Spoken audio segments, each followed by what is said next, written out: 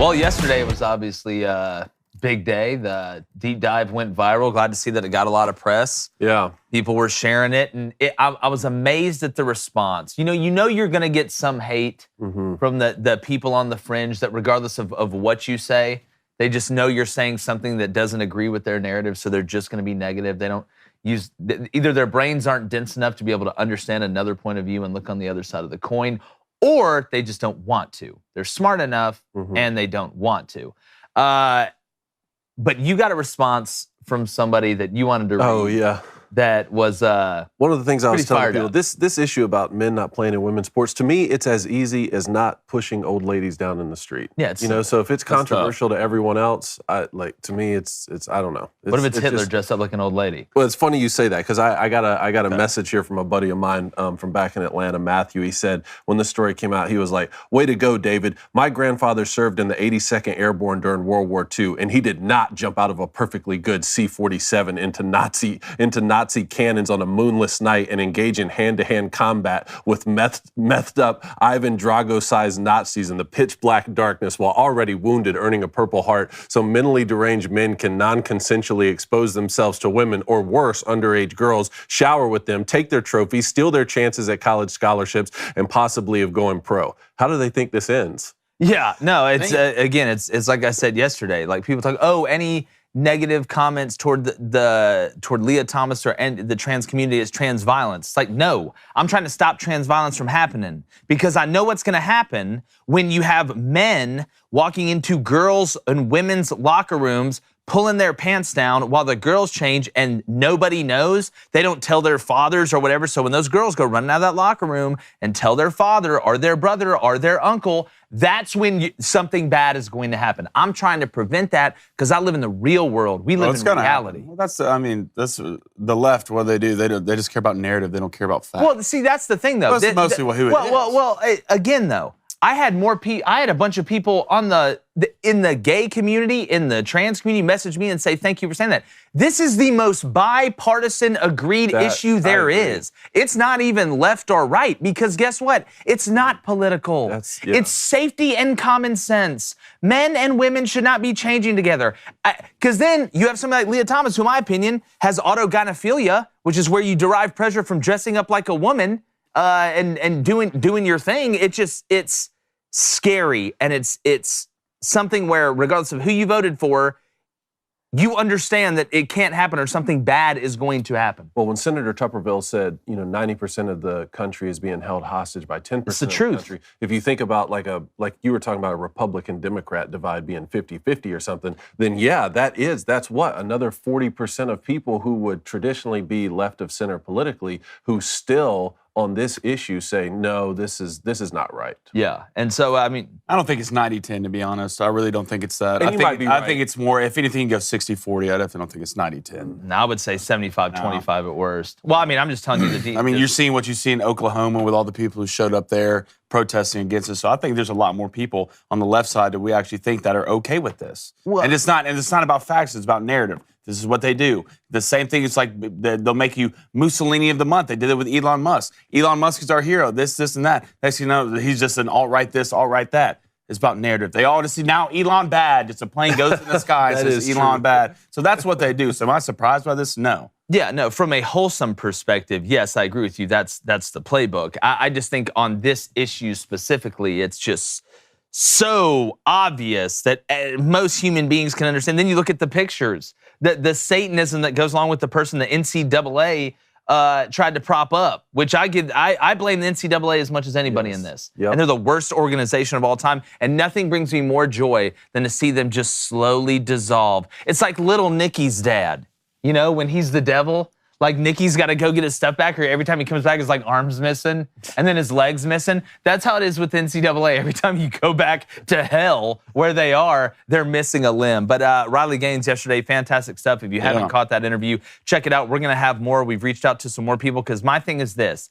This isn't a flash in the pan. This is not a one day, oh, let's support women's sports, then on to the next thing. No, this is a fight that has to happen every single day. So I'm going to try and talk about it as much as I can on this show to keep the awareness up for Riley and all those other girls, and all the messages I got from moms and dads, one who won't let their daughter do anything but dance because they're scared to death of where this is going. And that's the stuff that upsets me most, is it's not only taking away dreams, it's killing them before they start. And that to me is the worst. But we appreciate you guys joining us. Got a great show. Mike Bobo returns to Georgia for the 38th time, and some Bulldog fans are divided on it. Jags wide receiver Calvin Ridley applies for reinstatement to the NFL, and Matt Moscona is going to join us for an update on the Dale Brown court situation. You do not want to miss that. I'm Jake Crane, and welcome to Crane & Company.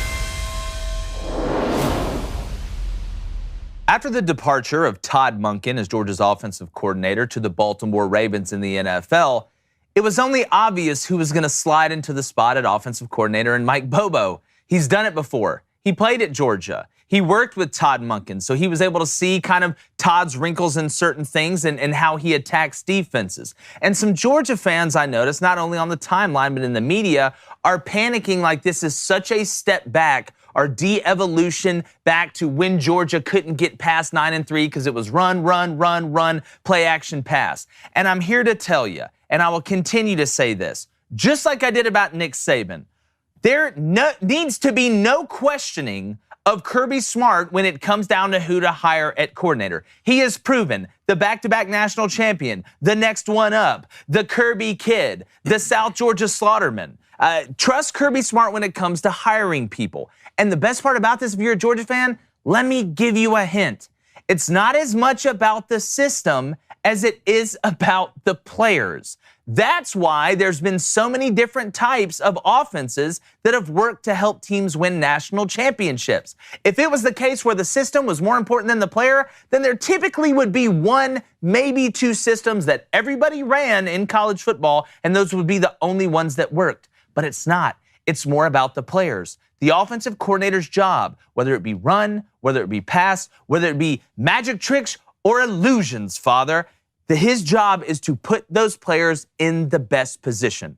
Mike Bobo knows how to do that. Mike Bobo understands how to do that. Mike Bobo can evolve. He knows Todd Monken. He understands Todd Monken. Georgia is going to be fine because at the end of the day, it's like Globo Gym. Our players are better than yours, and we know it. I'm going to bring in my co-host, David Cohn, former Michigan quarterback. Nice haircut, Dave. Thank you. You too. Thanks, man. And you Looking too. Fresh. Blonde. Got a nice hair. Hair is always like. Is there always like that, Dave? Like even when you sleep and you get up, just slick back. I feel like I've never seen David's hair messed up. I don't think I've seen it either. Yeah. Are you one of those stiff hairs where it just stays? Super stiff hair. Super stiff hair? Got that news anchor in. Yeah, you got that news anchor deep inside. This is good. This is a good way to start. Definitely. Well, I just want to give you some credit.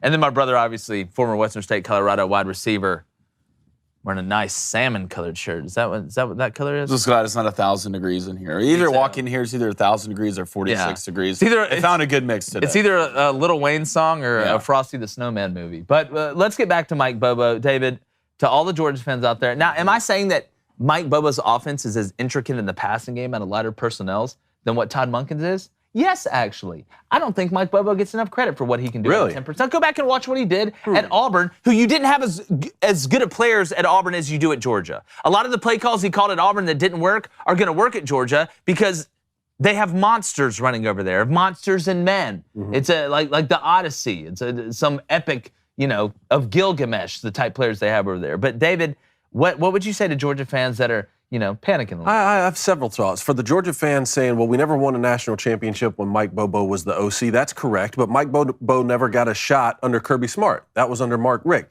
And to your point about, it's all about the players, and if you have good enough players, then any OC can call the plays. Georgia still had really good players under Mark Richt and Mike Bobo, but Rusty Manziel made a good point, which was Georgia was elite 1 through 45 on their roster for a long time. The reason now they've been able to get over the Alabama hump is because their players are elite 1 through 85, not just for the first half of that roster. So that's what I think. You have to ask the reverse question. Would Todd Monken have been able to lead the type of offense that would have won national championships under Mark Richt had he been there? I think the answer is probably still no, for the same reasons that we've discussed, even though I do understand some reservations that Georgia fans have about the play calling under Mike Bobo. I just think one situation that's interesting here is it's difficult for Mike Bobo to win in this situation, because if he does lead an offense to a national championship, that would have been great. You would have been a hero for the last 40 years at Georgia football. Now you're just doing what's been done the last 2 seasons, right? So it's putting him in a position where it's like, Stetson Bennett's gone now. I'm going to have to start over with a new quarterback. And even if I can take Georgia to the promised land, all I'm doing is, doing what the team's done the past 2 years. One more thought, though. He led Aaron Murray to be the all-time SEC passing leader when he was the offensive coordinator. Matt Stafford, and right? touchdown leader. And Matt Stafford as well. So, he's had great quarterbacks, great players. Let's see what happens here. I mean, the guy can coach. You are breaking in a new quarterback. Stetson's not there anymore. That's going to make it. Well, I think they're thinking it's going to be Carson Beck. I hope so, because I think right now Carson Beck like a guy you want to punch in the is the face. closest guy up. When I look at Georgia, it's this. You're entering the territory now where you're the hunter, right? You're not the hunted anymore. You are replacing classes. You're the hunted, not the hunter anymore, right? What? You said Georgia is the hunter, not the hunted. Georgia's the hunted now is what you mean, I believe. No, I'm saying Georgia's the hunter. Georgia's the hunter now. They're out there killing everybody. All right, no one's hunting. No one's going to hunt Georgia. Georgia is the hunter. Okay, does that make sense? Yeah, I feel like back-to-back national champions. I don't think Georgia's the hunted. No one's hunting. No, Georgia's going to kill you. Georgia is going to get their food. They're not worried about anybody else coming to kill you. Okay, you're talking about their mindset. I see what you're saying. Okay, yeah. So this is when I look at teams like this, especially Georgia, it's about what your schedule looks like and what you're bringing back. All right, so right now, you're bringing back Brock Bowers. Mm-hmm. You're bringing back Ladd McConkey. We see the depth that you have. You got Mississippi State and Missouri transfers. Lovett from Missouri and Thomas from Mississippi State. You got to see what happens legally with Ra Thomas. Yeah, situation. That's half the battle with any of the stars. You see Reed Gilbert going to Nebraska. We'll see if we ever. Trayshawn Holden just got kicked off for Oregon. The Alabama wide receiver. You bring back a huge piece up front. Van Pelt, I believe his name is. He didn't go. He bypassed the draft, which is huge for a new quarterback. Then you look at your defense. You lose Jalen Carter. You lose Ringo, but we're used to seeing Georgia lose guys and then reload, right? That's what they do. You still bring back Kamari Lassiter. You still have pieces in the secondary that are phenomenal, and you still have guys at the D line that it's just like Bama, all right? You start rolling coordinators in and out, but you still have the guys to win. That's what Bama does. The reason Bama won all those national championships is not because they just have elite play calls all the time. It's because when they get off the bus, all right, they are better than you. Yeah. It doesn't matter if you're Moses, God, it doesn't matter. They can say hike and just beat you, because you can't be, we say this all the time, if you're small and stupid, you're not going to win a lot of games. Mm-hmm. If you're big and dumb, probably not going to lose a lot of games. But if you're small and huge and fast, which Georgia is, you're going to win most of the games and go through the SEC. Who are we worried about in the SEC? Especially the East. If I'm Georgia, who the hell are we worried about? South Carolina?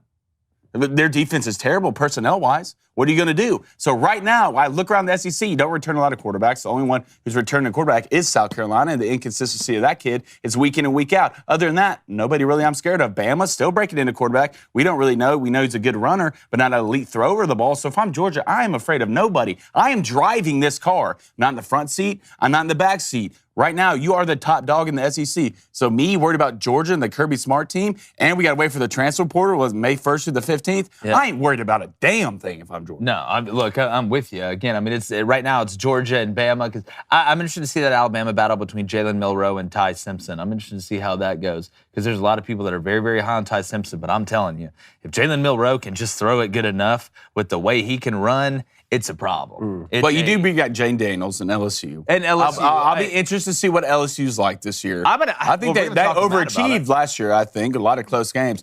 but I don't know if they're going to do as well as last year. Because that defense for LSU, I mean, you lost some pieces. Well, and it's funny you mentioned defense because I saw that from some Georgia fans too, saying, well, if Georgia continues to have the elite type defenses they've had the last 2 seasons, then yeah, Mike Bobo can come in and do just enough for us to win. And that's the difference between these Kirby Smart teams and I think some of the Mark Richt teams. You bring back both your inside linebackers, which is huge. Most of secondary. Some teams need a full makeover. Some teams don't need a makeover. Some teams need a little splotch here or there. But with our friends over at Genucel Skincare, we got a hell of a deal for you. Valentine's Day for me and Reed was fantastic. All right, got her a nice little gift, a little pin, some jewelry. She's big on jewelry. Shocker! Wow, my fiance's big on jewelry. We had a great Valentine's dinner. We made some steak and she had some seafood because she's pescatarian, which means she can read minds and she likes fish. But Valentine's Day may have passed, but it's never too late to give yourself the gift of looking years younger. All right. Or your wife, but don't tell her she looks old, all right? Let's be easy. She may have more wrinkles than Andy Reid's playbook, but don't tell her that. Now, lucky for you, Genucel's extending their blowout Valentine's Day sale. Get their most popular package, listen to this now, 70% off. Wow. This includes their new probiotic moisturizer free with your order, which that uses the power of probiotics to target skin redness, pesky wrinkles, fine lines, patchy blotches, and other signs of premature aging. Basically, you turn into Benjamin Button. All right, these are the same probiotics you find in your yogurt. They target bad bacteria and restore balance to your skin's protective barrier. Reed loves this stuff. I'm going to continue to order this, and now that I can actually get a deal on it, it's funny. We used this before they were even sponsored by the show. I told her they were going to sponsor us, and then she was like, "Okay." She got excited because she's used to seeing like Bartesian coming here, clutch, stuff like that. But you need to visit Genucel. That's GENUCEL.com/booster BOOSTER to get 70% off. Use code BOOSTER BOOSTER at checkout to have this applied to your account. That's GENUCEL.com/booster, GENUCEL.com/booster. There you go. Some more great deals for you. What's going on in the Booster Club, Blaine? All right, let's go to Jimbo Eagle with a $5 donation. Appreciate it, Jimbo. Will Mahomes be better than Brady? He's already better than Brady. Bill Russell has 11 rings, but a lot of people don't even consider him to be the best center of all time. I think Patrick Mahomes has a better skill set than Tom Brady at quarterback. I mean, I don't think a lot of people, would argue that. My thing with Mahomes is, and he's proven this, and I think this is another area, one of the many, where the Andy Reid, Eric Bieniemy modified run game, which is their quick passing game, comes to effect. Are you willing to not get greedy for the whole game? Are you Tom Brady and Peyton Manning? If you're going to give them the check down, we'll take the check down all the way down the field. There are so many offensive coordinators and quarterbacks that just cannot do it. They cannot just check it down all the way down the field. Throw the spot, throw the swing. Whatever your check down is, throwing the hot, getting rid of the ball early. The Chiefs offense almost makes Mahomes do that by default. So it almost does that for him. And it's just one of the other brilliant branches of the Andy Reid offensive genius tree that it kind of takes that area away from him. It doesn't allow him to get greedy because the ball's getting out so quick. So I think Patrick Mahomes is that perfect blend. I think Patrick Mahomes is going to get the closest to Tom Brady. I don't see them slowing down anytime soon. This may be the worst skill position group on offense that the Chiefs are going to have while Patrick Mahomes is there. So I will take Mahomes over Tom Brady. No. Right this second? Right, yeah. That's insane. Like right now? That's insane. No, wait, are we saying who's going to win the most rings or who do I think is the better player? Because I think Mahomes is a better player. Now, will he get past 7 rings or 2 7 rings? I think he's got the best shot of anybody. But when it comes down to right now, if I was going to draft, Tom Brady and both of them right now, who would you rather have on your team? No, I'm talking about Brady in their prime. In their prime. No, I'm talking about in their prime. If you gave me the opportunity to, if they're in the same draft, I'm drafting Patrick Mahomes. 100%. Yeah, I mean that part's not that crazy, but I think if Patrick Mahomes retired right this second, never played another down of football, his name's going to be talked about for a long time.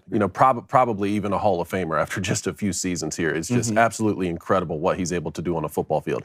But Tom Brady's greatness has spanned like a full generation at this point. I mean, we were watching this guy win Super Bowls when we were growing up as kids, like his longevity plays into it. And it sort of gets into what we've talked about with LeBron James. Like his greatness, I think, is in his ability to continue to be elite at such a high level. As far as the rings conversation, I don't think you need to win the most championships necessarily to be considered the greatest at what you do. I think Michael Jordan is a greater player than Bill Russell. I think Tiger Woods has an unbelievable case to be the greatest golfer of all time, even though he does not have more majors. That's a great example. Nicklaus. So, yes, I don't think Patrick Mahomes will win as many rings as Tom Brady. Tom Brady has more championships than any single franchise in the history of professional football. That cannot just be discredited or looked over as some sort of insignificant fact. So, Patrick Mahomes could very well end up being the better quarterback of the two. But let's keep in mind, just because Patrick Mahomes is faster or is more athletic in some ways, like it's Tom Brady's ability to go win big games despite being a 5'40" guy that really made him special. Oh, yeah, I don't think I don't want people to think I'm overlooking Tom Brady. I think that's how good Patrick Mahomes is. I think he's the only one on the planet right now that is able to do that. I think what separates Patrick isn't just the athletic. It is his anticipation, which Tom Brady is one of the greatest ever at. One of his best attributes is Tom Brady's anticipation, knowing what's going to happen, not only before it happens, but while it's happening, seeing the rotations. I wonder too, Dave, the game has changed offensively even since Tom Brady was winning championships, because some of those championships he won the Patriots, they needed Tom Brady to come through on about 3 to 4 drives, about 2. Now it seems like offensively, to win a Super Bowl, if you don't score 30 points, you're not going to win. It's still a physical game. Like physicality is, I was about to say physicality will always be, a significant part of the game. But then again, I see the way the NFL is going. I do think it'll be the nipple league before long, the Nerf football league. So I don't know. Obviously, the game has changed to benefit offenses, right? But what's interesting is Patrick Mahomes and Tom Brady have both benefited from having elite coaches. I think 2 of the top 3 coaches of all time, but in different ways, right? That's very interesting. I mean, Tom Brady had the benefit of coming into the league as sort of an unathletic guy who, 3-step drop, he's taking drops in the bucket and kind of rapped on his follow-through and stuff like that. He was able to work through those things the first couple years because Bill Belichick had elite defenses and he was able to get some Super Bowls early in his career before all of a sudden they get Randy Moss and he's throwing for 50 touchdowns a year. He evolved his game, whereas Patrick Mahomes comes in, immediately you're gifted for playing under one of the greatest offensive minds the game has ever seen. So that's a large part of Patrick Mahomes' success too. Yeah. Let's go to Dabo Sweeney. Dabo, what's up? Dabo's in the chat? Yeah, he says, got up early to see the best podcast live. You're damn right, Dabo. Hype it up. Can we get a Daytona 500 preview? And what is your prediction for Clemson's record next year? We'll talk a little Daytona 500 tomorrow. We'll throw it on the show. We got a special guest coming on tomorrow, too, speaking of the Chiefs. Yes, we do. I'm going to let, you want to go ahead and let everybody know? Anything is possible, baby. Chad Henning's on the show tomorrow, retiring with the Bud Light in hand and then a delicious shirt to drape over yourself. Can't wait. Excited to get Chad on tomorrow. That's going to be a great episode. Make sure you don't miss it. We'll talk about the Daytona, preview that tomorrow. I want to talk to Matt Moscona a little bit. We got college baseball starting this weekend as well, and LSU is the preseason #1 in the country, and they should be. I mean, they're deeper than the Pacific Ocean. But when it comes to Clemson next year, I think I know some people are still on the fence about Cade Klubnik. I feel better going into next year about Cade Klubnik than I have about DJU after year 1, each year of him coming back. Clemson has got to get back, though. We talk about personnel. Defensively, they had good enough personnel to try and win a national championship. Offensively, they just haven't. Where's the Justin Rosses? Where are the T. Higgins? I like Will Shipley, but when Will Shipley's your best offensive piece, let me give you a hint. You're not winning it. You're not beating Georgia. You're not beating Bama. You're not beating Ohio State. You're not beating Michigan. Clemson's got to get back to where when you look on the outside and at running back, and look, the offensive line of Clemson's got to get better too. That's one area they have to get better. But when you look at Clemson on the offensive side, you need to look out wide to your right, look out wide to your left, look behind you at running back, look at tight end, and be like, damn, there's NFL players all over the field. They have been very, very mid at the skill positions. Yeah, Will Shipley jumps over a guy every now and then, all right? But if that was just the case, then we'd be talking about running the hurdles. But it's not. This is football. You want their schedule? Yeah, let's run through it real quick. Schedule. All right, at Duke. Win. Charleston Southern home. Win. Florida Atlantic home. Win. Florida State at home. Loss. That's interesting. At Syracuse. Win. Wake Forest at home. Win. They go to Miami. Win. To NC State. Win. They get Notre Dame at home. and then they get Georgia Tech and North Carolina both at home, and they go on the road to South Carolina. All right, I got 10-2. I got 10-2. I think Clemson loses to Florida State and South Carolina. So write that one down, Dabo. There you go. Would you take 10-2, Dabo? Could you sneak in the playoffs? I don't know. That loss late against South Carolina is going to hurt you. Because don't forget, guys, South Carolina went up to Clemson last year and beat them, unless I've just totally lost my mind. So South Carolina gets them at home, correct? I think Notre Dame wins that game. I was going to say I think Notre Dame wins that game. Experienced quarterback. I mean, you come out with a defense that didn't lose a lot of personnel. I mean, I think, in my opinion, I think Notre Dame win that game. Well, Clemson losing to Notre Dame last year, the way they did, it's going to fuel the offseason. And there is an inherent advantage for Clemson because they've seen Sam Hartman before. Now, I want to see Sam Hartman outside of this slow mesh RPO offense, too. I know. Not that I'm worried about him. He can throw the ball. He understands what he's looking at. But he's been making the porridge the same way for a long time. Just this amount of butter, this amount of salt. Let's see what happens when all of a sudden now they're asking you to make a soup. I think it could be better for him. He may be. So too. I think it could be better. He's an for under him. center guy to me. Huh? Yeah, I like him when he's under. He may be. I Yeah. think he'll be better when he's under center. I mean, it's a lot easier because it's not like, even if you go through that mesh, man, it has to be harder for a quarterback to really time that mesh and get the ball in on time rather than turn around, giving a good play action and really be able to progress and go through your reads. So keep in mind, Clemson's home win streak is at 40 games. So what we're saying here is they get Florida State at home and Notre Dame at home. If you guys think they lose both of those, they're going to lose 2 games for the first time on a 40-game home I win think streak. they lose Florida State, beat Notre Dame. Let's not act like North Carolina's going to be a walk in the park either. Yeah, I got to see him on defense. Yep, and that game's at home as well. Yeah. So, Drake May's a problem. Oh, for sure. All right, let's go to Nate State. What's up, brother? $5 donation. He says, what if Kirby Smart's actually tanking with Mike Bobo, only to go get Sam Pittman back next year if Arkansas fires him? Yeah, I think he could go get Sam Pittman back next year regardless if Arkansas, as long as Arkansas fires him. I don't think the only tanks in Georgia right now is the offensive line walking to class. So I don't think Kirby's tanking anything. He wants that 3rd ring. Because, again, Saban won back-to-back, correct? Mm-hmm. Never won 3 in a row. No. That can put you. It's kind of like that Michael Jordan That's when you start separating, now all of a sudden you're looking and it's like, wait, I'm by myself a little bit here. And I'm not talking about Leah Thomas swimming against I honestly chicks. think that is why Michael Jordan retired that first time to play baseball. There could have been all these other conspiracy theories and stuff. I think Michael Jordan said Larry Bird and Magic Johnson, they won back-to-back, but they never got 3. And once he got 3 in a row, he's like, I accomplished everything I needed to. I'm going to retire. And then, the days go by, and it's like, nah, I want to do it again. I want to do it again. Yeah, Kirby Smart's just over there like, man, Nick never won 3 in a row. Look, if Michael Jordan really did play baseball because of that, he probably changed his mind the first time he got in the box and saw like a legitimate slider. Like just looked at it and be like, yep, I need to play basketball. And then that ended up being the truth. All right, let's go to Brad David with the $5 donation. Be rad. Brad, he said, what was Brian Harson's biggest flaw as the head coach at Auburn? He didn't want to do the work.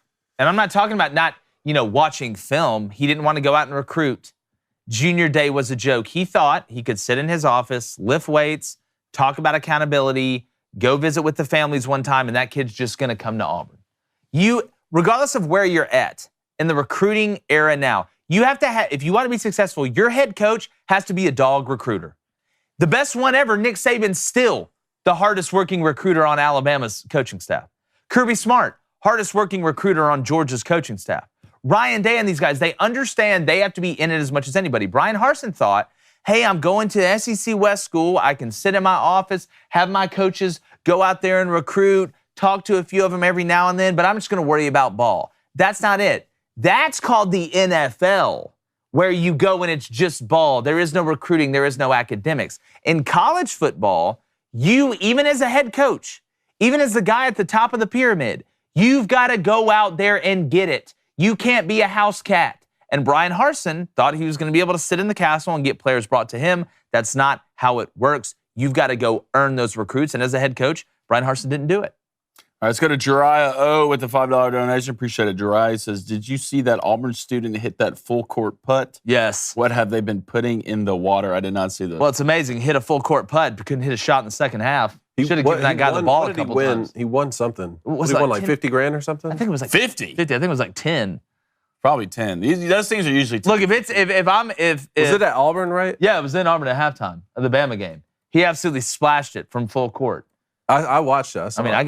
I worry about making 4-footers. So, oh no, he won a car. You want a car? He won a car. Nice, instantly selling. What type of car is it? Do we know? It's a Pinto. I don't know. It's a nice You're drag bike. racing in a With Prius? Huffy. Yeah, I don't win a lot. Let's go to Ryan Gade with a $5 donation. Appreciate it, brother. There's only 26 days till March Madness and 41 days to opening day, and warmer weather is upon us. What a great time of the year. By the way, speaking of warmer weather, that storm last night, I thought was going to knock my house down. Like, I'm laying in bed last night, like 1 o'clock, and I thought the aliens were here. Like, I was like, all right, well, it makes sense. You know, you look at the chemical spills, they're attacking our, infrastructure. All right, the aliens are here. It was just the storm of the sun. I lived in Mobile for 6 years. I've seen a storm. But last night I thought my house was in the middle of a tornado. You know it's bad when your animals start to get upset. Like, that's when you know it's bad. Like, I was like Ace Ventura in the bed with all the animals. The dog, the cats meowing, scratching at the door. I felt like I was gonna be like the dad from Twister at the beginning, like holding on to the basement door and just trying not to get blown into the tornado.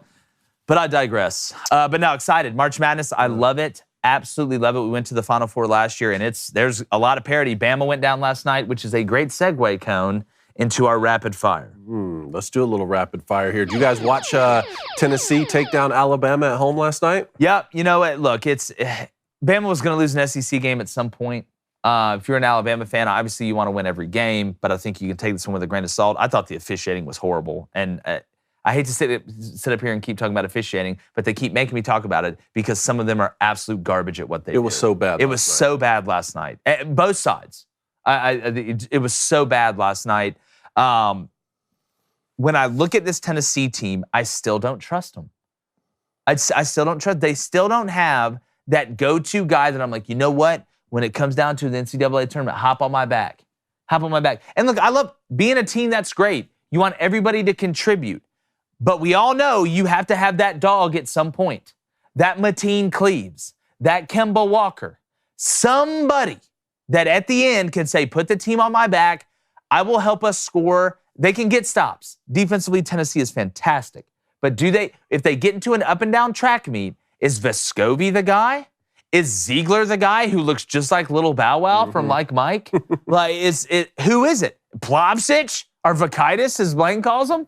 Won everybody in Tennessee, Knoxville corn dogs last night, or Bush Bavarians? Is that English, Vakaitis? Yeah, golly. Sick of it. But you took Tennessee to win it last year, and they just absolutely let you down. They let me down. They let me down. But good game last night for Tennessee. Vescovi was hitting some big shots. No, look, Vescovi's he was hitting some big shots. He's going to hit threes again down the stretch. I mean, on the referee point, it was.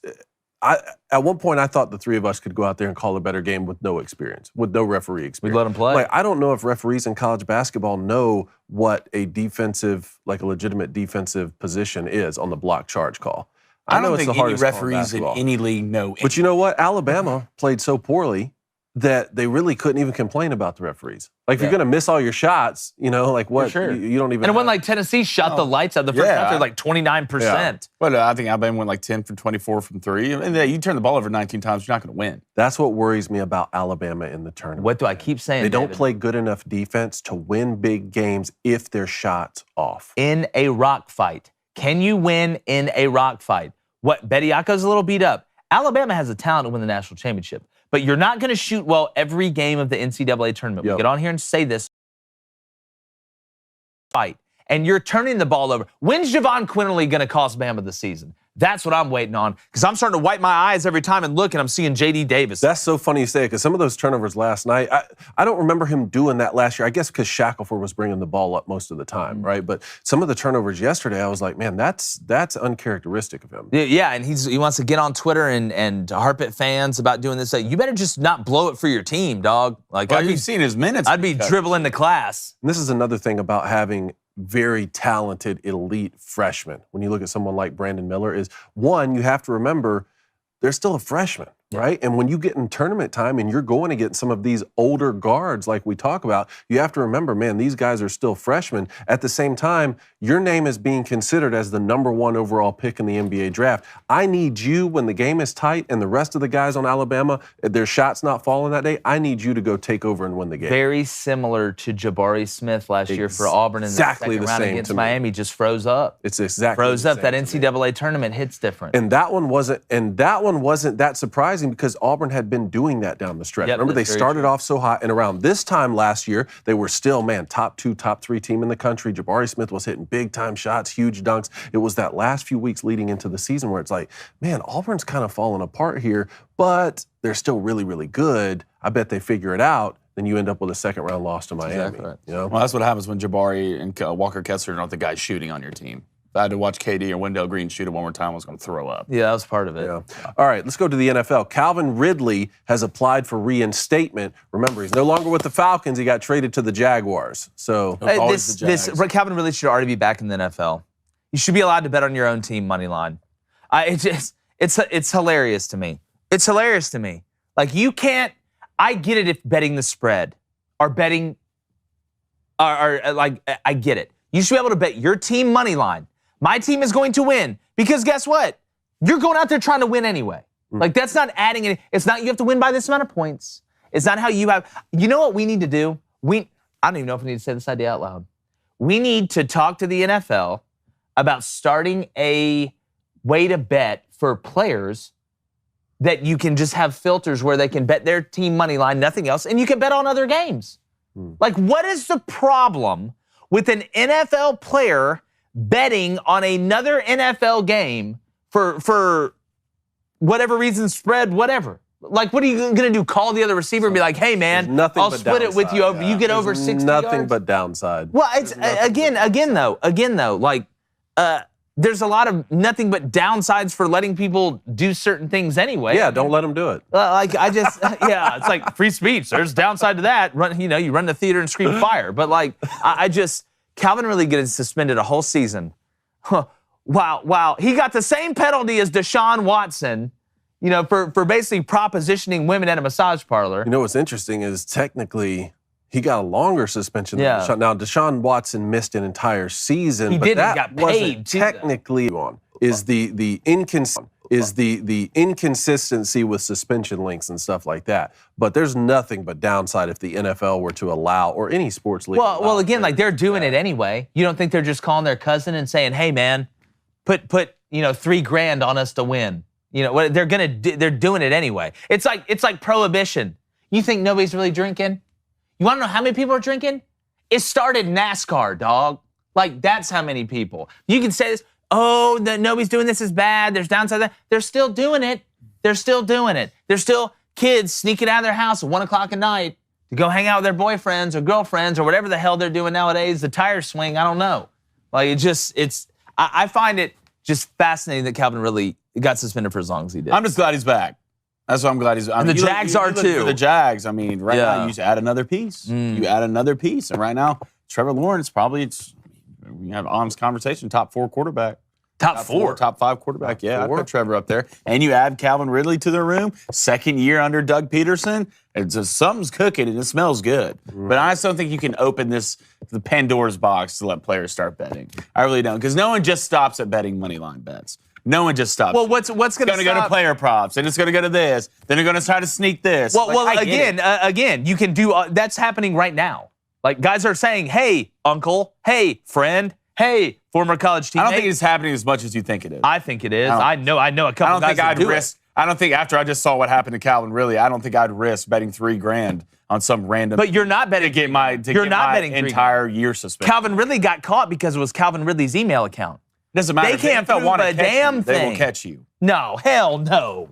No. Well, that's why the suspension is so hard. Not even To- close. To be a deterrent for guys not to do it. Yeah. So I do like Okay. when I don't mind when guys have the fantasy football teams. Remember when Austin Eckler was like, I have myself on fantasy football team. I'm gonna, But that's I'm putting money. my But fantasy that's football money, though. team. People bet Not that. necessarily. They don't have to necessarily bet money, but You think these guys are playing for I didn't pride? say what I think or don't think. I'm saying you can have a fantasy football team without betting money. Well, yeah. Like, I mean, you could, we had a bet couple. your friends without betting money. They got a lot of money. They do. They do. All right. DeMar Hamlin. We got to talk about the DeMar Hamlin situation. Yes. Sat down with Michael Strahan. Michael Strahan, we have the clip of this as well, asked him, what did doctors explain to you? What was their explanation for what happened to you on the football field? And he essentially said he didn't want to talk about it. I wanted to run this clip and see what you guys thought about it. Let's play it.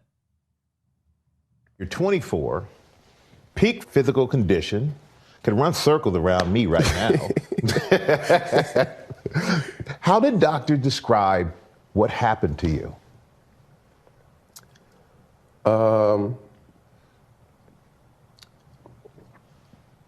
Just say it, man. That's something I want to stay away from. Okay.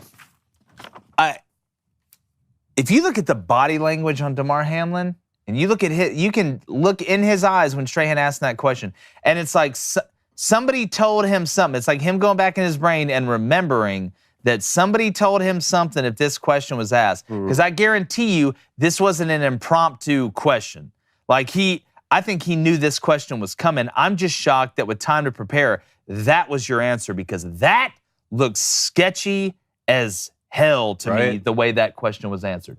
It's one thing if you're like, if he'd just been like, hey man, that's personal, that's something, just, it's my ride, I just don't feel good sharing it. That was like him thinking back in time to sitting with the guy in the dark suit with the top hat on saying, you can't say anything about it. That makes me more skeptical than anything, the body language and the way he reacted. And if you look, heart problems are up 30%, like across the board since this stuff started. Like at some point, you want to trust the science and follow the science, regardless of what happened to the goalie. But responses like that, I think that silence speaks volumes. And people will call you a conspiracy theorist, because now if you ask questions about a narrative that doesn't fit people's agenda, you're a conspiracy theorist. Because again, how do they try and paint you? They want to paint you as crazy so they can dismiss you. But that, guys, you said the goalie. You're talking about the Belgian goalie for this week. Okay, we'll tie that into this too. But Blaine, your thoughts on this situation? Something's up.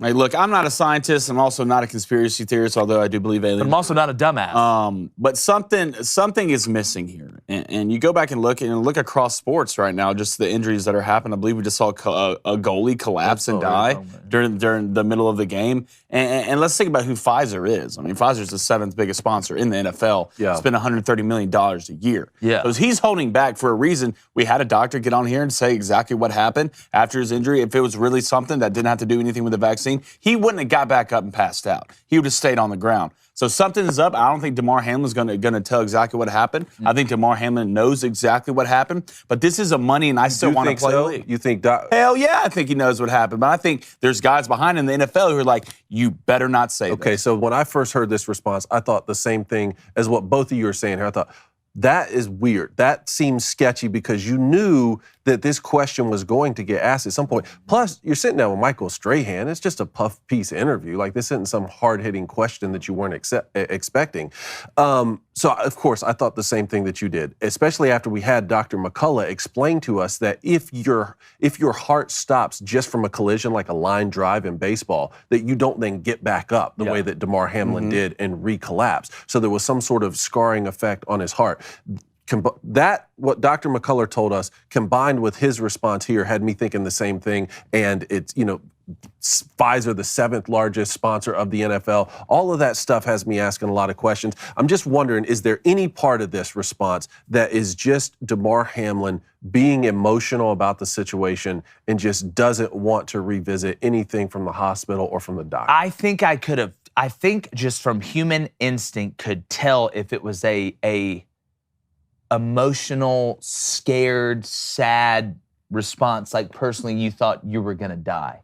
That to me looked like he was thinking, not thinking back on, how scary it was when it happened. That looked to me like he was thinking back. It's like, your parents tell you when you're a kid, don't get in the car with strangers. So when a stranger pulls over and says, hey, get in the car with me, it's almost like that thinking of going back to where mom stopped you in the kitchen and said, now listen, little Johnny, don't get in car with strangers. And then it hits you. No, I'm not going to get in the car with a stranger. Or no, I'm not going to talk about this. I don't feel comfortable talking about it. Okay, so that was my first thought. And then the second part of it is, I wonder if Damar Hamlin maybe it's his attorneys that are telling him to keep quiet, because maybe he's working on a... there goes. Yeah. If you want to come back to the NFL, which Damar Hamlin wants to, You're not going to go out there. No. Sometimes That's a good point, too. But sometimes- what I'm saying is maybe he's working on a case against the NFL. So maybe that. Yeah, that's true. But the only thing I know is this. Sometimes you don't have to say words to try to tell me what you actually want to say. You read someone's body language. I can read his body language to where you don't have to talk. I know exactly what you want to say. And if you don't want to say it now, maybe it's attorneys. Maybe he wants to go to back to the NFL, which he's already said he wanted to. But something's missing. Yeah, I can honestly see that. Here's what's going to happen. I'm going to tell you. I don't think Damar Hamlin ever plays in the NFL again. I don't think his attorneys are building a case against the NFL. Because if you're going to do that against the NFL, then you got to take on Pfizer and all these other people. Sure. What I think is the NFL and Pfizer and all these people said, listen, Damar, if you will not say anything about the reason we believe that this happened, then we are going to make you a star, the biggest star that's not playing in the NFL, but through the lens of the NFL. You're going to see documentaries. 30 for 30s. Hell, Damar Hamlin may end up being a coach, or they may give him a position right underneath the commissioner of the NFL or some ambassador role in the NFL. And they looked at him and said, listen, you can't play anymore, right? Doctor said you probably can't play anymore with this going on. How are you going to make money? How are you going to make money? You're a football player. That's what you do. Oh, here's how you can make money. Don't say anything about all this, and we're going to take care of you. That's what I think. Yeah, well, you could be right. And I found even the part after this was just as interesting to me when Michael Strahan, and good on Michael Strahan for, asking these questions. He asked him afterwards, hey, was there anything in all of the physicals that you've had to take throughout your athletic career that led training staffs to, question your heart? Was there any sort of EKGs or echocardiograms that you've had, cardiovascular work done that, would have pointed to this sort of situation? He said, never. Never. I'm just a healthy young athlete. Yeah, so. it's wild, man. It's absolutely wild. But speaking about wild, though, you don't just want to be taking wild guesses or going out there and just grabbing some coffee. If you're a coffee person like I am, like we are, I got to have a cup when I get up every morning. Little maybe double shot of espresso too. Get the body moving, get your feet chopping. Let's get it popping. But our friends over at Black Rifle Coffee, wake me up, get me ready to go. It's a relationship. I have a relationship with Black Rifle Coffee. I get up next to my fiance, who I obviously have a relationship with, and then I go down in the kitchen and I enjoy my other relationship. And that's with Black Rifle Coffee. I know your family loves it. Blaine, I know it's only coffee you'll drink, and it's roasted by a veteran-led team of brilliant coffee graders here in the United States. That's right, the good old USA, and maybe Alaska. I don't know. They're not connected. Their goal is to give everyone the energy they need to go on epic adventures because their founder, Evan Hafer, has actually scoured the planet for the perfect beans, and guess what? He found them. Him and Jack are the only people to ever do that. Congrats on that. Gunship is a go-to. Power Llama is a go-to. I want the Beware the Delaware and just sit on the front of a canoe while we paddle across a river. That sounds fun. Around. We need to reenact that picture. That'd be super dope. But you need to go to blackriflecoffee.com. Use our promo code BOOSTER, that's BOOSTER at checkout for 10% off your purchase and your first coffee club order. That's blackriflecoffee.com. Use our promo code BOOSTER for 10% off. You can also find Black Rifle Coffee in grocery and convenience stores. How convenient is that for you? All right, so get Black Rifle Coffee because it's America's coffee. David. Do it now. Say one word about Black Rifle Coffee that sums it up right now. Awesomeness. Blaine, go. Friendship. Good. Yeah. Good. Yeah. Speaking of friendship. Matt, you love that. Let's go. Our buddy, Matt Moscona. AFR, after further review, and also stands for a furry rabbit. Matt, what's up? Y'all convinced me to switch from Latte Larry to Black Rifle. There we go. Latte Larry's a freaking poser. Oh, man. So what's good? How's everything down there? Man, it's status quo. Honestly, people are really excited about LSU baseball starting tomorrow, man. It's LSU baseball is a weird religion down here. It's been a love affair for like 40 years. The rest of the country probably doesn't get it, but man, there'll be 12,000 people freezing their T-Heinies off at the Alec Buck Stadium tomorrow night. That's what's kind of driving the ship right now. Yeah, you guys, you have, again, it starts tomorrow all across the country. Y'all have Western Michigan coming down? Yeah, so it's officially the start of, this will be the first time they play outdoors season because Western Michigan's probably been practicing in a gym somewhere because their field is frozen. So competitive advantage on as far as talent and having actually played outdoors. Every advantage you could possibly have, LSU has. So going into this weekend. Yeah. So, Western Michigan, good luck. Most important person on LSU is the bus driver this weekend. But, Matt, we want to talk to you about something, and you've covered it. I want to get to baseball, a little bit of football. But this Dale Brown court situation, apparently just like we had Tim Brando on here who said what was going to happen, the board was going to approve this. My question is, Sue Gunter, and if you don't know, it was Dale Brown court. They named it after they did the whole ceremony. Dale Brown's there, guy who, obviously huge for LSU basketball, won the SEC, went to the Final Fours, I believe as well, because LSU's never won a national championship in basketball. But just because of some, in my opinion, woke ideology, Sue Gunter's name gets on the court too. And look, Sue Gunter was great for LSU. She didn't never win anything. I'm sorry. And you already gave her a statue? You're going to give this lady a statue and put her name on the court? Could she at least win the SEC once? Or something like that. Kim Mulkey is going to be more important to LSU women's basketball by year 4 than Sue Gunter ever was. And the most ironic part is that Dale Brown helped Sue Gunter get the women's program going. So, Matt, is this just politics of a Democratic governor trying to help out his Mary Warner on the way out? That's basically what it amounts to. And Jesus. I do want to say, like, for me, it's never been a resume comparison of Dale Brown or Sue Gunter. Sue Gunter was a fantastic woman. She passed about 18 years ago. Yep. She died in 2005 of emphysema. But and Sue was a pivotal figure in LSU history. So for me, it's never been compare their resumes side by side. For me, the point always was you went through the process. The board voted to name the court after Dale Brown. There was a motion to co-name it, and the board voted that down a year and a half ago. You trot 87-year-old Dale Brown out there, you name the court after him, and then the one board member that didn't get her way through the stated process decided to circumvent that process and pressure the governor because she's a very wealthy supporter. And the governor tried to push it through quietly, and it just didn't get done quietly. And so it became a big mess. And guys, the most disappointing part of the whole thing is, and they voted now, and it's going to be jointly named, but it's ruined for both of them. I mean, it's for Dale Brown. You took the honor of a lifetime that he didn't ask for, by the way. He never openly campaigned for it. Dale never said anything publicly throughout this whole fiasco. You took the honor of a lifetime and you diluted it. And the real shame is they used a legendary coach who's been deceased for 18 years as a political pawn in this game. Know. It just reeks, man. The whole thing is so disappointing. So, I mean, guys, I've joked, let's just keep hyphenating the court. Pokey Chapman went to Final Four. Bob Starkey went to a Final Four. Van Chancellor went to a Final Four. Kim Mulkey's going to get there. Let's just hyphenate names all the way across the court.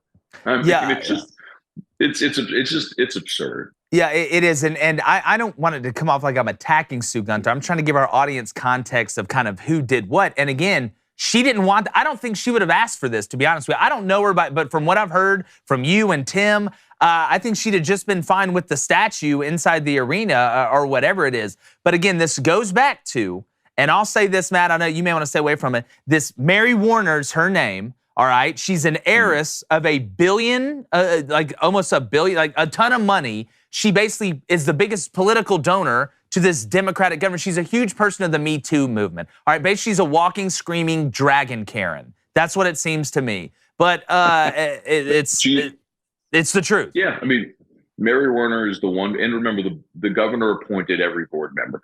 And so, and he's on his way out. His term is about to expire, and this board will term off of the Board of Supervisors. So they tried to push this through before they were all gone. And ultimately the governor, at the behest of Mary Warner, pressured this board to change it. So yes, I mean, it was essentially one wealthy person who didn't get her way in the stated form of a Hall of Fame or a court naming or building naming or something like that. Because the vote originally, guys, was 12-3. I'm not trying to go too deep into the weeds of this, but Mary Warner was against it. The student member of the student representative on the board voted against it as well. She sort of just went hip to hip with Mary Warner. And then there was a man named Jay Blossman who voted against it, but he also voted against the co-naming. He just didn't like the process and said he would have voted against any naming at all. So it wasn't necessarily what about his Dale name? Brown, Sue Gunter. I'm sorry? What if they had tried to name it after Jason Blossman? I bet his ass would have voted yes then. Can I throw my name in? Yeah. Look. Why not? Let's hyphenate. I could use a hyphenate. It could be Pokey Chapman, Kim Mulkey, Will Wade, Sue Gunter, Dale Brown, Blaine Crane, David Cohn, Jake Crane, Flame. I went to Baton Rouge one time and I had a great time. At least you can remember yours. You know what, guys? Too, but there's one of Kim Mulkey's current assistants is a man named Bob Starkey, and Bob Starkey was an assistant under Sue Gunter as well. Left, and then Kim Mulkey brought him back. He also coached on the men's side under Dale Brown too, and Kim Mulkey brought Bob Starkey to a press conference earlier this week, and he said, Sue Gunter probably would have been embarrassed that this sort of circumvented the process in the way that it all went about, but also that she'd be honored to have her name on the floor. And I agree with both of those things. I agree with everything that Coach Starkey said, but that's also still not the issue. The issue is that the issue was done. And because the process was circumvented now, we've had this giant mess over something that should be an honor. Guys, I can never think, as much as we've talked about this over the past month, I can't think of one time ever when a former player, coach, whatever, was honored with a statue, a field naming, a building naming, a jersey retirement, anything where it was anything other than celebrated. Yeah. That's why I think that's why this has gotten so much attention, because it's just so bizarre to do this. But it's the weak leadership of a governor who's strong-armed by one very wealthy donor. And I just keep saying, guys, it's just sad. It's just a very, very sad thing. It really is. Man, thanks for breaking that situation down for us, because we had a lot of questions, and Tim Brando came on, and we know that the review board met after we talked to Mr. Brando, so we wanted to get your thoughts on it. LSU football, though, I mean, we're going to talk a lot about Jaden Daniels returning for the Tigers this season, because you look around the landscape of the SEC, Alabama doesn't return a quarterback, Georgia doesn't return a quarterback, and I want to talk to you about Georgia here, your opponent from this past SEC championship, because Todd Monken now is going to leave as the OC and take the Baltimore Ravens OC job. Mike Bobo returns again. Georgia fans are kind of divided on Mike Bobo's tenure at the University of Georgia, but he helped, Aaron Murray become the all-time SEC passing yards leader, most touchdowns in SEC history. What are your thoughts right now on the University of Georgia? Are they still the top dog to beat with that favorable schedule, or maybe take a step back here with the change in offensive coordinators, Matt? Yeah, Cone. I mean, I think all of a sudden Georgia becomes fascinating, right? Because when you lose your quarterback and your coordinator, all of a sudden the question turns to Kirby, all right, how do you replace that wildly successful guy that helped you get over the hump? I mean, in some ways, guys, I don't know if this makes sense. You'll tell me if you agree. I look at Clemson with what happened there over the last 2 years. You lose Tony Elliott, you lose Brent Venables, and very clearly, and obviously Trevor Lawrence. And very clearly, Dabo didn't replace them effectively. I mean, Streeter was there for one season as the OC, and he's out, and now they're bringing in Garrett Riley. So, I think we sometimes don't emphasize enough the importance of that staff turnover. Like, Nick Saban has basically blinded us all with that success, that it doesn't matter who they lose, he just keeps on coming. But Kirby's got to prove it, right? I mean, Kirby's won a lot of games, but obviously the last 2 years with the staff in place as it was, he won championships. Now with that turnover, how do you do? Guys, look at Baton Rouge. Look at LSU in 2019. When Ed lost his staff and had to turn it over is when the thing started to crumble because he was not capable of hiring. He brought in Bo Pelini to replace Dave Aranda and fell on his face. I mean, it's I think because of that, I think Georgia becomes a fascinating watch this year, and what would have otherwise been a very boring, mundane, dominant season for Georgia. Matt, let's talk, first of all, Matt, great seeing you. Let's talk about LSU baseball and kind of get your prediction. What do you think they are? But let's look at what they added. A little bit of a pitching problems last year. You're 1 win away from going to the NCAA Super Regional. But you add Jay Johnson, added UCLA freshman Thatcher Hurd. You had Paul Skeens, Vanderbilt sophomore Christian Little. Already winning the portal. You bring some key bats, and you get Tommy Tanks. First of all, I even know the kid is automatically my favorite person in baseball. If your name is Tommy Tanks, you can drop Tanks. All right, that's the only way. Give me your predictions for LSU this year. Is it championship or bust?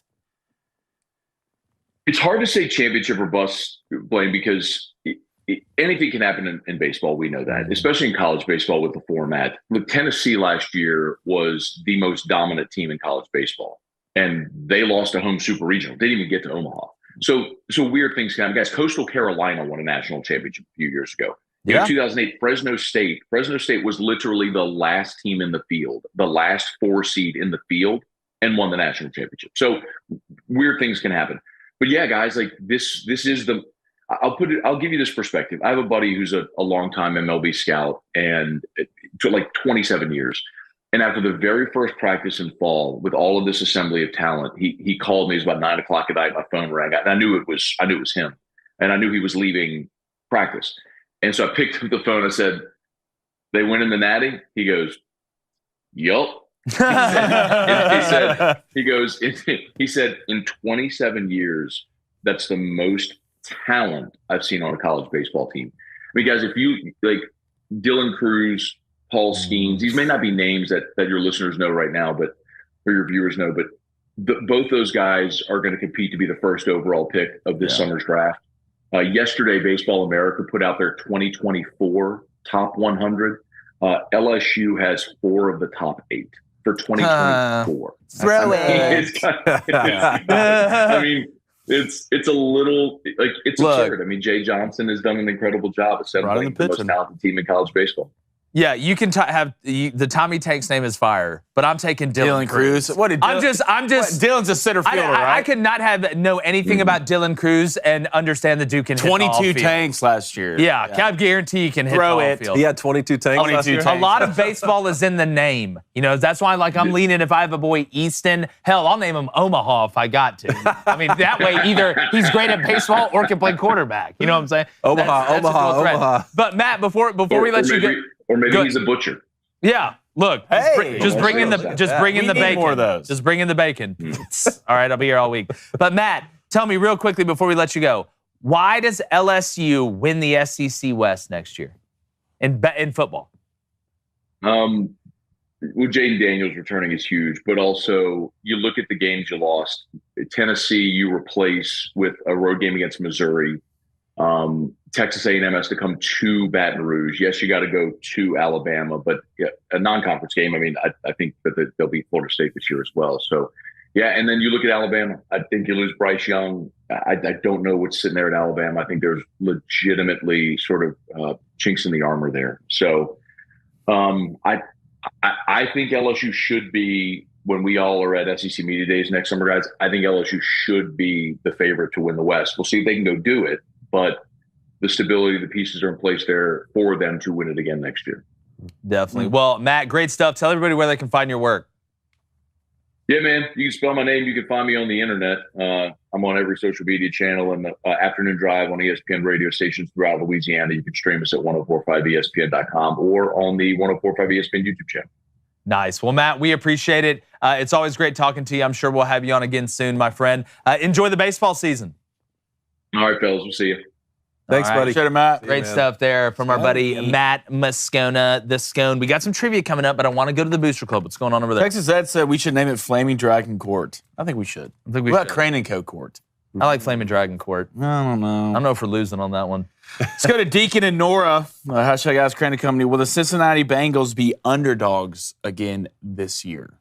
Well, I mean, past that point. Anytime you, I mean, we're talking about underdogs in their division or in the AFC or in the NFL? I think the first two, I mean, the underdogs for the Chiefs maybe, but other than that, nobody else. I mean. Well, they're in that grouping of elite tier teams. Mm-hmm. So in that thinking, I don't know if you could consider them an underdog. Now, against the Chiefs, especially since it seems like they always play the Chiefs on the road because the Chiefs have the 1 seed and the Chiefs return Patrick Mahomes and Andy Reid and it's looking like Eric Bieniemy and their skill position wasn't that great this year compared to what they have. In that spectrum, I could see underdog. But from the top, looking to the middle, looking to the bottom of the NFL, I don't think the Bengals are the underdog. I would lean more Jags, somewhere around there, teams that you feel like can make the playoffs, but can they make a run? It's time to win the Super Bowl if you're the Bengals. For sure. All right, let's go to Michael McMichelson.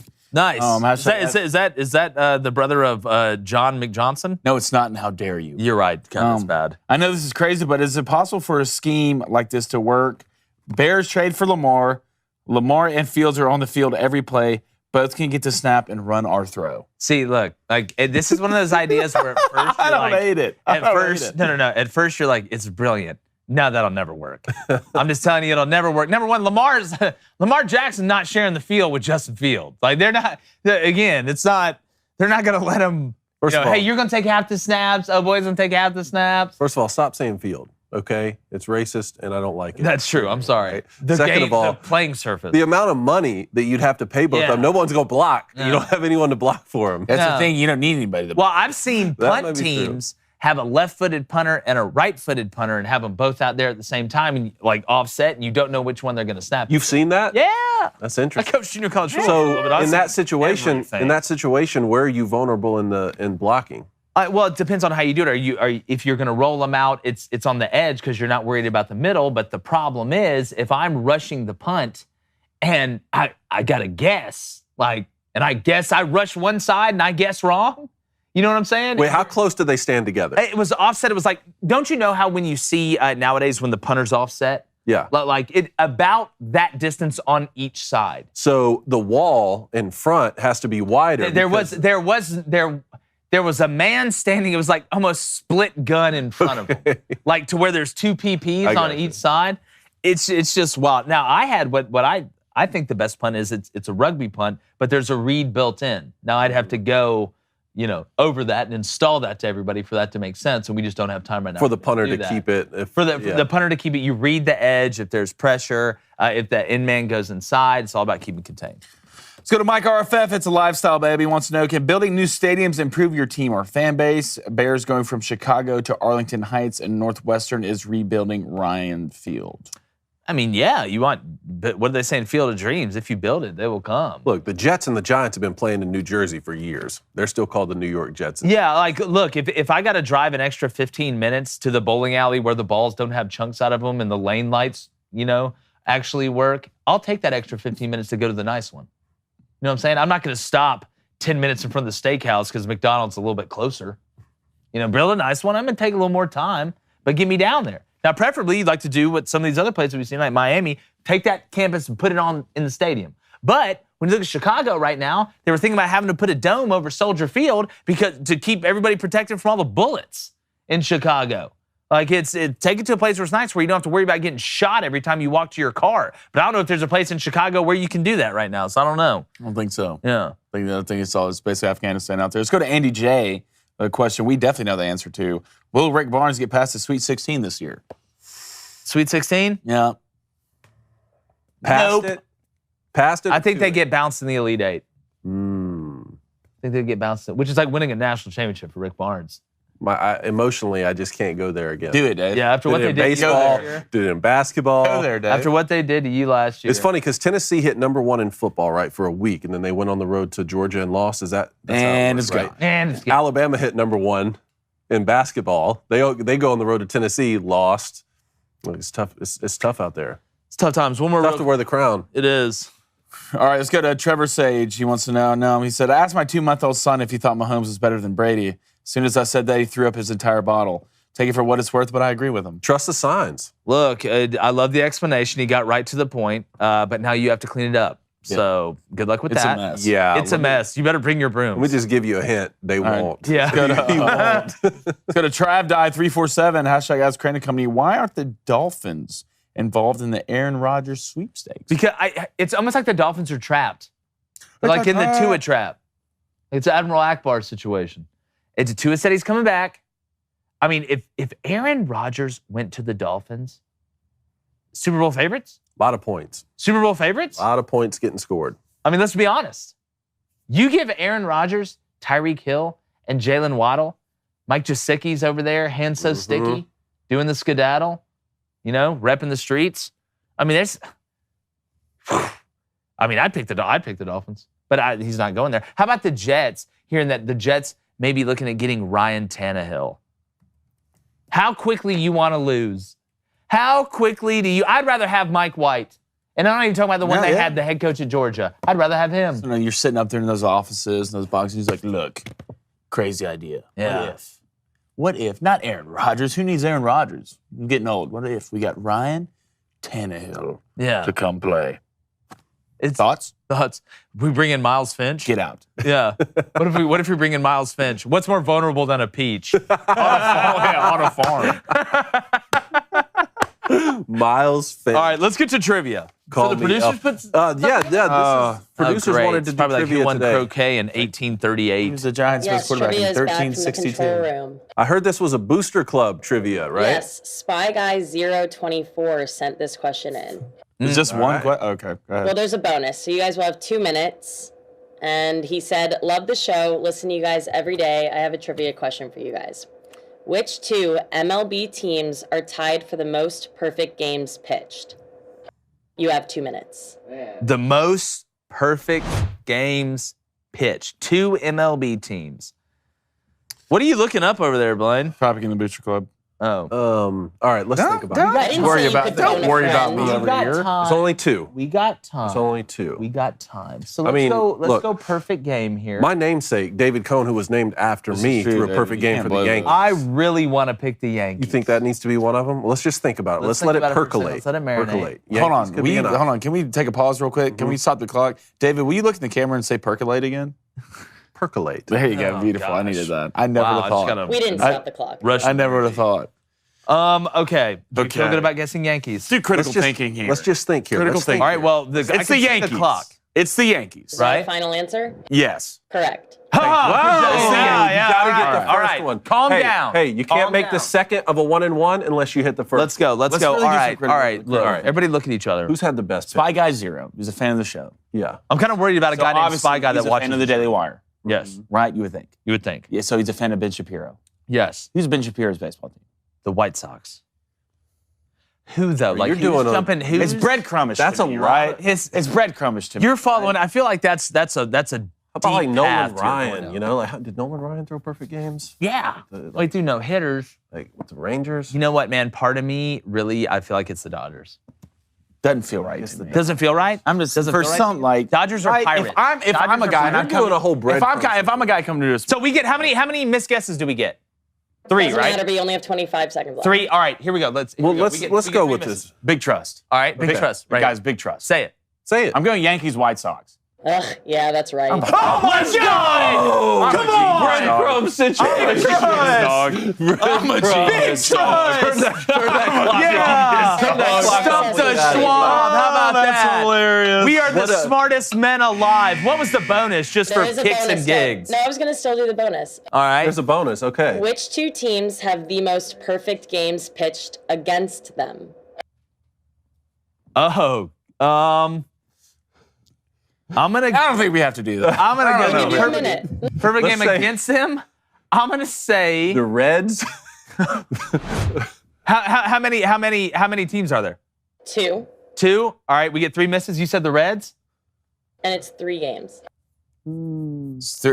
It's Three games or 3 teams? 3 games, 2 teams. 3 games. Okay, I'm gonna say give me You think the. Mets? I like that. Mets? Nope. All right. Give me Most the perfect games against the Yankees and White Sox. Pirates. Nope. Against them? Well, hold on. Yes. Let's pick teams that are in the same division as the teams that we said have the most perfect. Ah, not good. bad. David, look at you. We gotta hurry. There's 19 seconds, David. All right, here we go. Give me Red the Sox. Blue Jays and Orioles. No. But Rays. Yes. Okay. Red Sox. No. Royals. No. Dodgers. Dodgers and Rays. You said. Correct. Hey guys, look, three. I'm taking that. Thank I'm you, taking Spy that. Guy 024. Spy Guy 020, that's a good one. So look, send them in. Send in your trivia questions. Solid Dominate Thursday them, trivia like right we did there. with Spy Guy there. As good as it feels to have a guy named Spy Guy watching every day. I'm with it. I'm hip. Whatever. Hey, Macarena. All right, what do we got, Blaine? Let's go to Cody W equals V. I'm a Bills fan. I just don't see them bringing back enough on their defense to be considered 1 or 2 in the conference. Okay, we're talking about the Bill. He's talking about the Bills. Bills fan, yes. Yeah. Well, I mean, Von Miller healthy. That's the reason I think it started going downhill, like a Fall Out Boy song. I mean, Von Miller was your guy on defense. You lost him. That was the piece you got to help you get past the Chiefs, and you barely stuck past the Dolphins. All right, but Josh Allen can't turn it over in the playoffs. But I'm not worried about Josh Allen if I'm the Bills. I'm interested to see who the Bills draft. But I think Von Miller, with some of the pieces you still have, I know there's some guys that are in flux right now, and you may bring on some new guys. But getting Von Miller healthy, you at least know you have that piece. I like Matt Milano. To be honest with you, he's the only Milano I don't like is Alyssa Milano. I love Milano cookies. I love Matt Milano at linebacker. Alyssa Milano is a terrible person in my opinion. But I think Von Miller is the key piece for the Bills to have a chance to get past the Chiefs because that's what you're trying to do. Yeah, and win in the draft, too. Yeah. Win in the draft. Yeah. Let's go to Connie Iran. Which school has won a natty title in baseball, basketball, and football in this century? Baseball, basketball, and football, football. Florida. In this century. I don't know the answer. So, Connie Iran, you're going to have to bring it in and tell me what the answer is. I can look it up. How many? Is it only one school? I don't know. He made it sound like it was one school. I'm going to guess Florida. Florida's a good guess. I know they did it in basketball, did basketball and football twice. Yeah. I mean, they're pretty good in baseball. Connor, just send the answer in. I don't feel like looking it up, to be honest. Let's go to, what's our thought? How good are the Red Sox going to be this year? I'm not believing. Look, and you can make fun of the Trevor story, and I know, in the control room, Hefe back there is not going to be exactly thrilled. Holding out on his chili. Well, you held out. Yeah, that's exactly right. You didn't give us any of your chili, so actually right now I'm just going to down the Red Sox bad. I do agree that Alex Cora with the large bases do look like a pizza box. Don't even get me started on that. I don't think the Red Sox have made enough moves to be able to sit here. And even though Montas is out for the Yankees, I'm looking at the Blue Jays. They're young. They have talent. The Rays are always pesky. I mean, Baltimore had a winning record last year. You can't believe that. I mean, it just looks like the Red Sox are going to be a middle-of-the-road team in a really good division. I know when you look at some of the top MLB prospects, they have some guys you feel good about that are coming up. But right now, I just don't think they've done enough. And I think Jeff will agree with me. I mean, you signed Trevor Story, who they basically had to put a rat with a computer brain in his elbow to get the thing to work. So, like, you look at the Yankees and what they have. You look at teams that you're going to have to beat. I just don't think they did enough. The Red Sox, everybody point and laugh. A rat with a computer brain in it. Yeah. It's a real Pinky in the brain situation. It's new science, David. Don't make fun of it because you don't Pinky in the understand brain? it. Pinky in the Brain? Yeah, what's that? The cartoon? You don't know what that is? You don't know what Pinky in the Brain is? No, I have no idea what that is. Man, you're young. No, it's not age because I know what it is. Oh, no, Do you know Ren and someone's screaming. Do you know Ren and Stimpy? Ren and Stimpy. Love those guys. Love those guys. Well, look, you lost Bogarts. Hey, Arnold? Oh, yeah. Hey, Arnold for sure. Rugrats? Yeah. Doug? Okay, all right. Yeah. So they lost Xander Gobart. Xander Go-Barts. Good. They lost Slander Go-Karts. Go-Barts. Hey, look, that might be a thing. Go-Barts. Hey. Hold on, I'm on it. Come on, get it right. What's a Go-Bart? I'm going to order a box. What is a Go-Bart? They lost Xander Bogaerts, Nathan Uvalde, JD Martinez, Rich Hill, who's now Poor Hill, Michael Waka Flocka Flames, and Tommy Pham, who slaps people over fantasy football. But they added Masataka Yoshida. Did they? You know. He actually pitches with a samurai. You're out. You're out of there. You're out of there. He walks around with Tom Cruise and a samurai sword. You got Corey Kluber, Chris Martin, Kenley Jansen, Justin Turner, which I like Justin Turner, old Redbeard. I just don't think you have enough. Old Redbeard. Old Redbeard. All I'm I'm not seeing Go-Barts, but Go-Bart's Pumpkin Patch and Farm Home. Go-Bart's is a family-owned pumpkin patch and farm market celebrating 65 years. They'll be your pumpkin. So there you go. There you go. I love it about the All Jets. right, let's go to Brendan Hay. Hey, Brendan. What's up? He says, can the Seahawks compete/win the NFC West with old Geno? I mean, not old Geno, new Geno. New phone, new desk. New Geno can definitely do it. I think the Seahawks, I thought it was Pete Carroll's best coaching job last year. And if you look, it was house money, right? Because I feel like you need to stick with Geno, though, right? Stick with Geno. He seemed to figure it out, and you don't have to overpay him. You don't got to pay him like Lamar Jackson. You can add other pieces to it. You're young with Kenneth Walker, DJ Metcalf's in his prime. Tyler Lockett can't go a year without getting 1,000 receiving yards. I don't care if there's a paraplegic at quarterback. So defensively, go get a Will Anderson Jr. Add pieces of that defense, because when you look around and you look at the NFC in general, you're not super concerned about the NFC South. Let's see what Derek Carr does with the Saints, because they do have some pieces. The NFC East scares you worse than a fat kid about to do a cannonball on you while you're laying on a float in a pool. The NFC North, let's see what Aaron Rodgers does. Will Minnesota fix the defense? Detroit's on their way. The Bears need more pieces. But when it comes to the NFC West, the Niners aren't going anywhere. That's the thing. That's the problem, because I feel like the Seahawks, the Cardinals are a disaster right now. Yeah. Right? The Cardinals are a disaster. And if you look at the Rams, I don't know what to expect from the Rams. Super Bowl champions one year, 5 wins the next year. That offensive line was eviscerated. I think they started 13 different offensive linemen this past season. more Sean combinations, McVay decides to come back. Is Matthew Corral. Stafford going to be healthy next season? I'm not sure. But the 49ers aren't going anywhere. That's the problem. So what are they going to do at quarterback? And could the Seahawks maybe sneak a game here or there and win the division? Look, it's the Seahawks. It's almost just like this past year. You got to get in the playoffs, man. Y'all gave the Niners a fist fight with this team. Add a few more pieces. Let's see what the Niners do at quarterback. Is it Brock Purdy? We know the Jimmy G era is pretty much over in San Francisco. What are they going to do with Trey Lance? But it's a great question. All right, Zach Wilson says, Slander Go-Karts is the first ballot Hall of Famer for sure. He really is. I agree. Kyle Cook says, South Carolina beat Clemson at home last year. The home winning streak is at 0. That's what I thought. Okay. That's what I thought. Let's go to Matty Ice 19. Wait, so South Carolina went beat to Clemson and beat them won, last year. That's right. That's why I think Clemson loses at South Carolina this year, and then they lose to Florida State early in the year, but I got them beating Notre Dame. Okay, let's go to Matty Ice 94. Did we talk about Ken Wisenhunt to Bama yet? We did not. I did not see. Are those just rumors? I know. Here we go. The special assistant. Yeah. Again, it's an auxiliary role.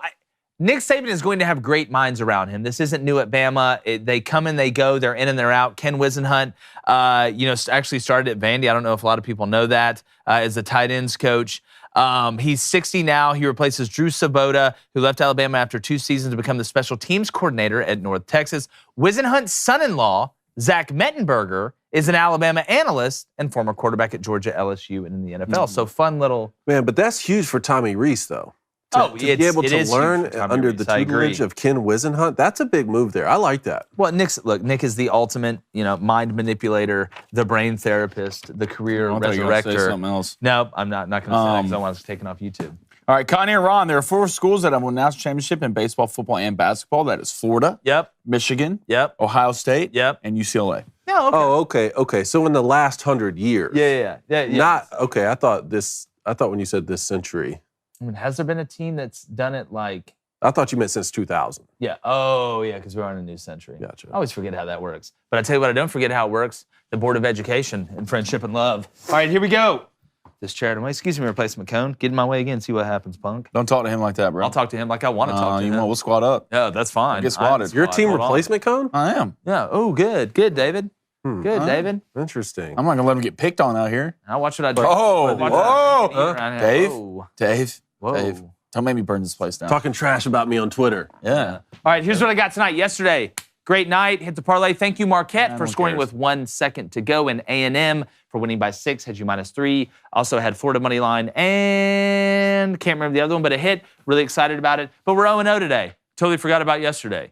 I don't even know what day it is today. So give me Purdue, Maryland over 132.5. Because Purdue has that monster that they put underneath the goal. And I think Maryland can shoot well enough. And then give me LMU Zags, the little West Coast conference where the parents still work at the concession stand. Give me the over 154.5. Those are both at -110. Back to even on the month, boys, units-wise. Let's have a night tonight. Cobras. David, what do you got? I like it. Look, Bama let me down last night, had them +3, but, we will bounce back with some suggestions Rise here. again. Purdue and Houston, both to win, -122. I believe they're both on the road, Jake, if I'm not mistaken. And then UCLA, I'm going to go ahead and take UCLA at home against Stanford, -13.5, and that is -110.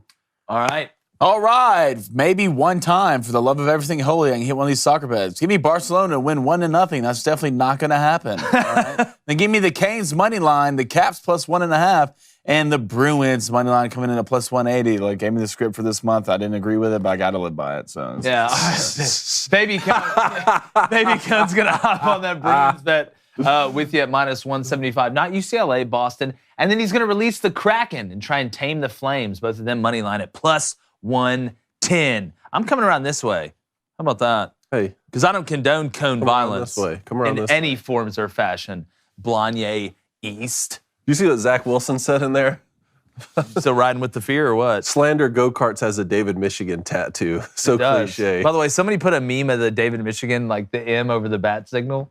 Did they? It's hilarious. I love it. All right. Cody W equals Visa. Seeing that the Red Sox have won 4 championships this century and the Yankees only have 2, are the Red Sox the best team of the century? Well, the best team in the century goes to the team with the most World Series. So if we're going by that, then that's what I'm picking. I want to be on that team. Man, they have 4? No one They had cares. 4. No, I mean Jeff knows. I can guarantee you, Jeff knows. Yeah. We'll see, Jeff. It's going to get awfully chilly in here. If you know. Yeah. Let's go. Mike RFF Lifestyle, start bench cut, playing pickup basketball, Sunday golf, or flag football. Easy. I'm playing Sunday golf. Yeah. I'm benching basketball. Look, I don't want to play flag football anymore. It's in the Pro Bowl. Yeah. Look, I'm starting Sunday golf. After that, we can figure it out. When are we playing? It's starting to heat up a little bit. We got to hit the links. Yeah. We got that out. Saturday. Oh, I started watching the Full Swing, the documentary on Yeah, we got to do a review on that. Yeah. You say you're playing Saturday? Mm-hmm. Man, you can't invite nobody, huh? What you're playing what Saturday? Golf? Not here. Where? I'm going to Mardi Gras this weekend. Where are we? Oh, you're going to Marty the single light. I got a ball. Where I got are we playing Marty golf? ball. Marty Single party light. ball The Friday single night and light. Saturday night. I'm playing golf Saturday morning at Rock Creek. Sweet life of Zach and Cody. Yeah, well, we'll be there. We'll be there. Come, please. All right. Yeah, I guess Boston. Boston won it in 2018. Boston won it in 2013. They won it in 2007, and obviously they won it in 2004 to break the curse. Yeah. 4 World Series titles this century. Yeah. All right, Connie Ron wants to know who's the best golfer of the Crane & Co. crew. I think it differentiates each day. Yeah, I mean, look, put us on a scramble. Yeah, look, I can putt. Other than that, Yeah, I mean, it's my game comes and goes. Like, it's just trying to, and y'all know this here, play golf, trying to put the whole thing together is the hardest part. Front 9, I'm okay. Well, I'm great. What's that back 9 hits? That 12th beer hits? In between 3 to 6 beers, I'm at my apex. Yeah. All right, like it's making sense. I'm getting yardages. I'm putting my ear to the ground, listening for hoofbeats, like reading the grass, less miles than the whole thing. But before the 3 to 6 beer range and after it, it's a throw a dart. so if you had to play the best round of your life, would you drink 3 beers before you started your round and then I just wouldn't not drink. go I past wouldn't 6? drink. if I could have cracked this code, you wouldn't drink? To play the best round of my life? Play the best round of your life? No. Yeah, but he's saying he plays better from 3 to 6. Wouldn't drink. I'd do something else, but I wouldn't drink. I really need focus. Like what? For me to play my best, so I would need to drink 3 somehow, or like drink 2, drink 1 on the first, get to 9 and be at 6 and take some time. Then take some time, go get some lunch, sit there, eat, I don't know, maybe a club sandwich in the club, something like that. Yeah. And, you know, get it. So when it gets to the back 9, I'm just Friday or focusing on something, and then- not crashing in the golf cart. That's what I'm focused on. Yeah. Don't want to run in any bunkers. Jeez, or- Yeah, Blaine doesn't have a problem at all. Wow. It's the golf course with the boys. When everything goes. Anything goes. I don't think that's clubhouse rules. Well, I don't think anything goes was ever written I don't live my above life by rules. Sounds boring. Poll. Cool. Will Georgia win the SEC this year? Yes, but not the Natty. 62%. I'm going to say no. Just in general. Yes. 55%. Oh. No. 45%. I agree with that. Yeah, I knew it was going to be close. That was a tight one. All right, one more, and then we have out chill. Let's go to H-Town Tyga. What's up? I watched top 10 controversial / no calls on the NFL Network. NFL officials were also horrible in the 70s and late 90s and 2000. Seems like it come in cycles. Look, I'm going to tell y'all, the referees just are bad in all sports. Name Not one all they're of good them. at. There's some. Name one they're good at. There's some good. In golf. All right. Put some respect on there. NASCAR. Real tough. Yeah, NASCAR. You see him wave that flag? And real tough. Baseball, terrible. Football, terrible. I don't know. Basketball, Some of those terrible. umpires are really, the guy in the World Series like 99%. 99%. What about the rest of them? I don't know. They're probably 100%. Just Angel Angel Hernandez Yeah. sucks. That's the one. Him and a couple other. The short ones are always the worst. We appreciate you guys. Make sure you subscribe. Follow us on all social media platforms. And again, just because we didn't cover the women's sports thing like we did yesterday or drop a new thread, you can still check that thread out. It is a everyday fight, so help out Riley Gaines and these women. Take their sports back from men who want to infiltrate not only their sport, but their locker room. It's just common sense, and we have to stop it, and women have to stop it. Make sure you catch us live tomorrow morning. Got Chad Henne, very, very excited about that. World champion, backup quarterback for the Kansas City Chiefs. And until tomorrow, we're gone.